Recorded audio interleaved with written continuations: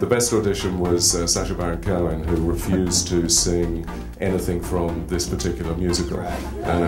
So for his audition, he insisted on doing If I Were a Rich Man. The little Fiddler on the Roof, maybe. That's right. And he gave it his own Borat twist. Right. Is that a DVD extra? Yeah, and he got the part. Amazing.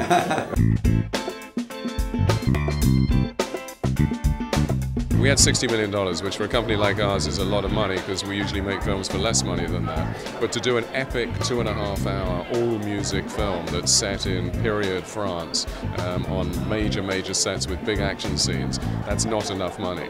And so it was very, very challenging in 50 days to make a film like that. But I got to give credit to our director, Tom Hooper, who did an unbelievable job, both in terms of responsibility of bringing a film in on budget, on schedule, but also creating something that looked like a $150 million epic movie. So Eric, on Les Mis, now you had seen the musical first? Yeah, I saw the show about 3 or 4 years ago, and went to see Cameron Mackintosh, who owned the rights and produced it as a musical around the world, and made it into the giant hit that it was, and tried to persuade him to let us turn it into a movie. It is an enormous challenge. It isn't just guys singing.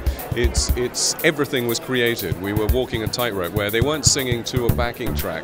They were creating the track and they were creating the vocal as they went along. So nothing existed. If it hadn't have worked, we would have ended up with some very pretty pictures and nothing to go with it at all.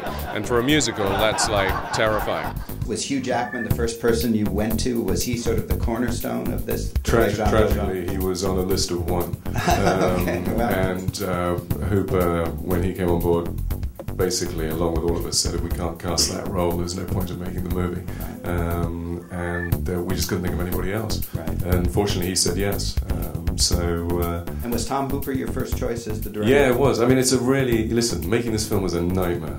It was really, really difficult. But the process of getting it to the gate was heaven sent as a producer, because everybody we wanted to have involved came on board. It was kind of magic. I cried through most of the film because I was so terrified making it, but I actually didn't cry at the end because I was so thrilled that everybody else was crying. It meant that we'd done our job properly. And I heard that they all had to audition, though. Yeah, everybody auditioned. So they had to pass the Cameron Mackintosh test. So more the Tom Hooper test. Oh, the Tom. Okay. Yeah. No, I mean, Tom was, he led from the front in an incredible way, and he was brave enough to tell Russell Crowe to his face, if you don't sing, you don't get the part.